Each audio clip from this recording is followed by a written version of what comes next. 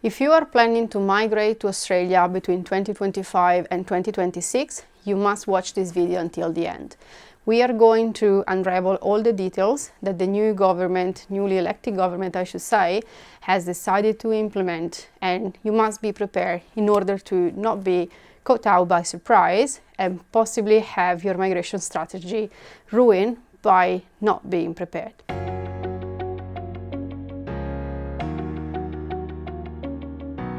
I'm Eleonora. I'm a registered migration agent in Perth, Western Australia. The agency I manage is Green Wings Migration, and this is our YouTube channel. So without further ado, I want to start describing the current landscape and why it is important to understand the circumstances we are living in.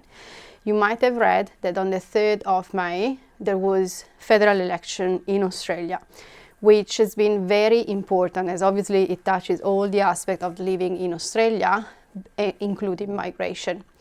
It's important to notice that for the first time in 2 decades, the same party has been re-elected for the second term in a row. This has never happened recently, and it gives continuity to a migration strategy that had already been started to be implemented in late 2023. So the Albanese government, which is a Labour government, in 2023 published what their thought about migration, what their plans about migration were, and thanks to the fact that they have been re-elected, these plans will actually see light.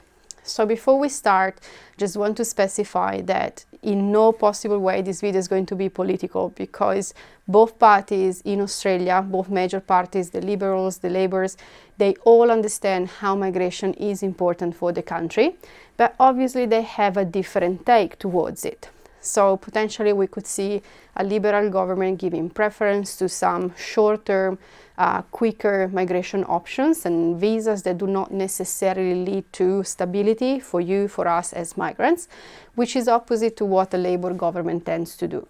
So strategy and criteria for visas under a Labour government may seem a little bit stricter, a little bit harder to be approved, but that's because they want to lead to a long-term development of your opportunities, making sure that you have more opportunities to become permanent resident in Australia.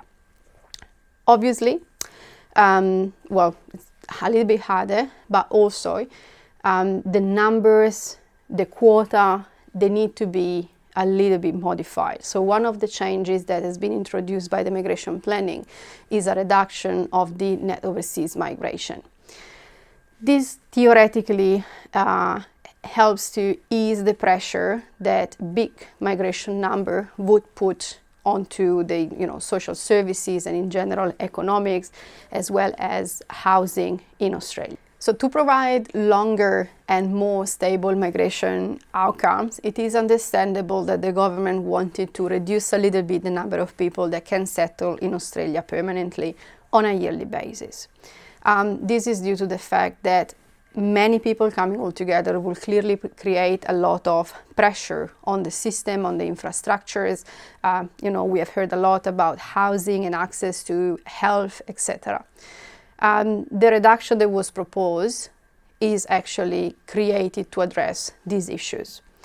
Also, the government wants to change and shift from a yearly program to a 4-year program, meaning that all the quota that they want to reach is going to be calculated on a 4-year period rather than year by year.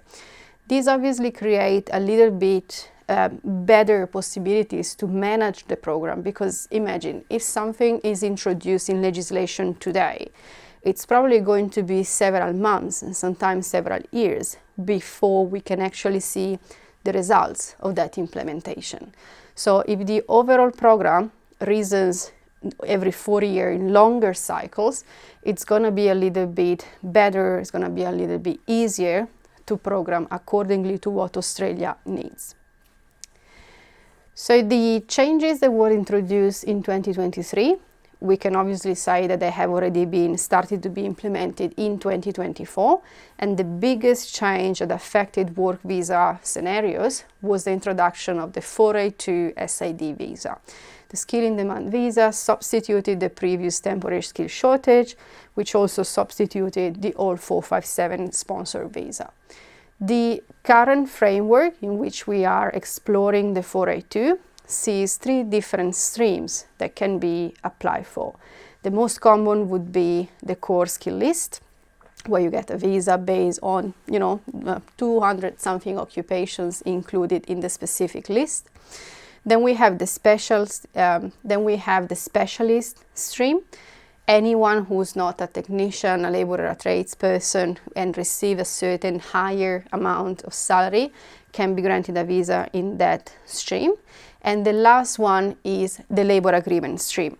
Now, this one is not fully developed, and this is one of the changes that we expect to see in the next financial year. The labor agreement obviously already exists as an option, and it's connected to industry-specific and company-specific labor agreement as well as DAMAs. The feeling is that the stream under the 482 will have a little bit of a better structure, better presented, and also a little bit broader, disconnected from the existing labor agreements and the existing DAMA. So let's watch this space to see what is going to change, what the news are going to be. Something that will surely change around the 482 visa are the minimum salary levels. As of now, we have a minimum salary under which no person can be sponsored. And in the core skill list, that's $73,150,000. If you are a specialist, your current salary level is $135,000. From the 1st of July, this will increase to $76,515 for the core skill list occupations. And for the specialist stream, it's going to go up to $141,200.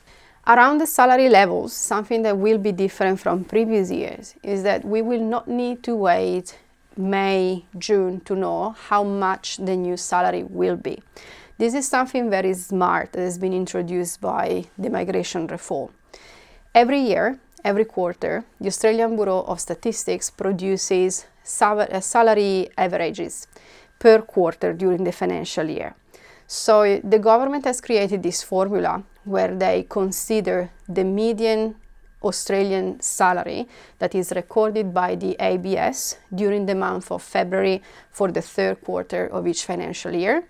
And using the formula towards this number, they are able to calculate what the next salary will be for migration purposes. So on a practical level, that means that by February, visa applicants and employers alike will know already how much their salary is going to be if they're going to be sponsored starting in July of the next financial year. This is great because it allows for better planning, both from the business point of view as well as the visa applicant point of view. So what we will try to do at Green Wings Migration early in the year, as soon as these numbers are available, we will start communicating them, we will start interviewing our clients, explaining them what the new salaries will be in the next coming months, and therefore we'll give them better option, better preparation to actually plan their visa application. Obviously, with the 1st of July, there is also budget. I'm sure that if you have been in Australia for a while, you are used to hear this word being spread around, especially during the months of May and June.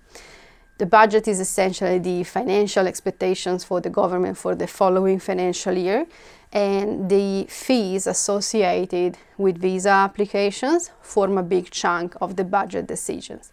We normally can expect visas fee to increase 5 to 7% every July.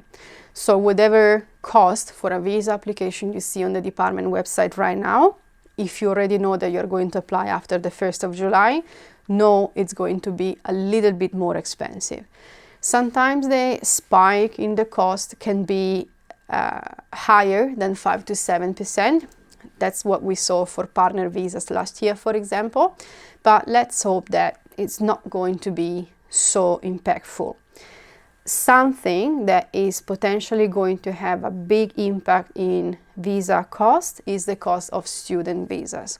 So last year already, student visa fee jumped from $710 to $1,600, more than the double. And there are talks about this fee going up again, reaching pretty much the $2,000 mark. Why are they doing so? Unfortunately, and I do not agree with this in total, but I'm not an expert, I'm not an economics person, so I have no idea why they come to these conclusions. It seems that student visas holders are the one responsible for the majority of the living cost increase and housing cost increase.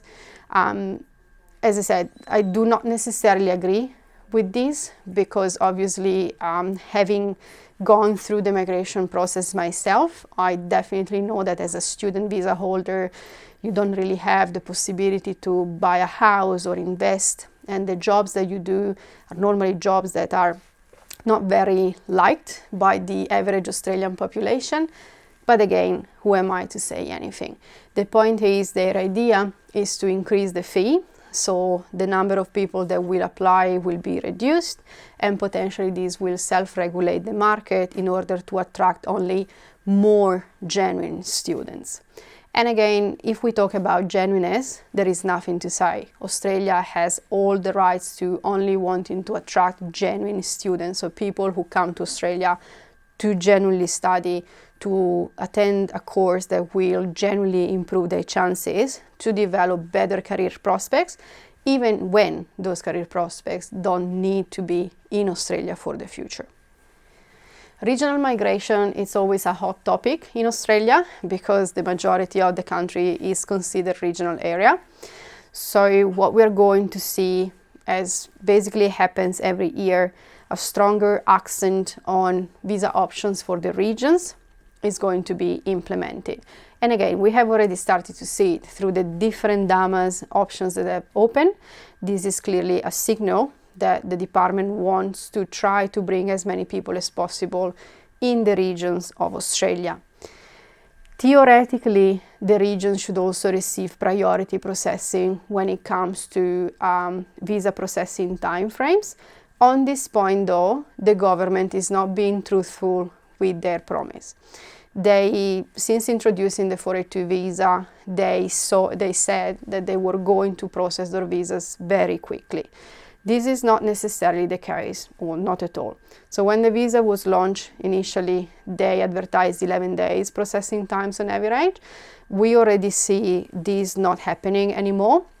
Everything goes between 4 weeks up to 8 weeks in the majority of cases. And if you are unfortunately someone who lodged their 482 visa under the old TSS regime, so before December, your visa seems to have been forgotten. So there is no priority in case officers being assigned to get rid of the backlog before actually targeting the new visas.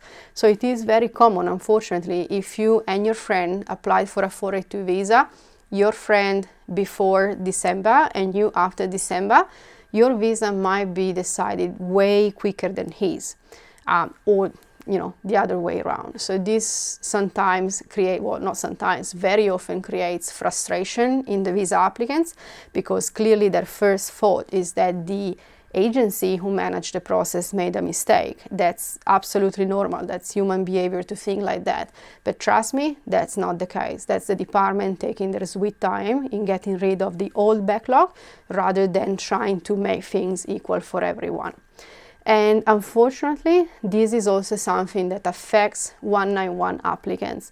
We have several clients affected by this, and the Immigration Institute of Australia has already raised concerns, and they are trying to advocate for 191 visa applicants.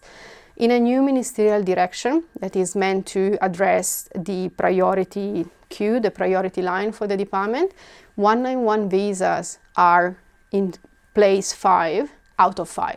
So it's the last visa that the department is taking care of.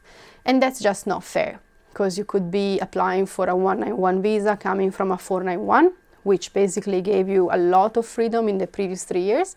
But in most cases, you might be on a 494, which is a sponsored visa, and you remain continuously linked and obliged to stay with the employer when in fact you don't want to, or maybe the conditions are not the same.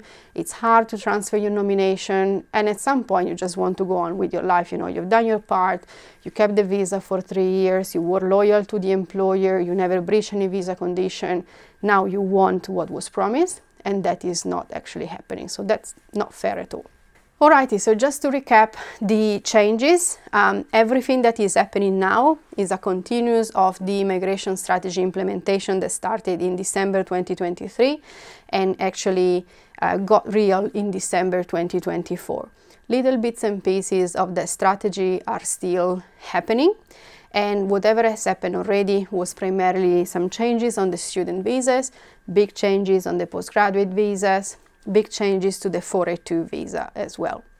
GSM, probably changes happening there as well. There were talks about changes in the point system in order to make it a little bit fairer, because obviously the categories that attribute points to migrants have been the same like forever. So it's probably the case that new assessment is done to analyze what the conditions nowadays are, what are the factors that should truthfully attract points for the migrants, but that's still being discussed. So we will see if this is going to happen. If, however, as always, if you are thinking to migrate, my advice, as usual, is do not only rely on the information that you see online, book a consultation with a professional that can help you understand those proposals better, and especially help you understand how the government proposals relevant to migration can impact you directly because of your profile, because of your experience, and because of your expectations. So if you found this video useful, please subscribe to the channel and feel free to send us messages, comments down below, emails. We always reply to everyone. And, you know, we try to help everyone as best as we can. Thank you so much for following.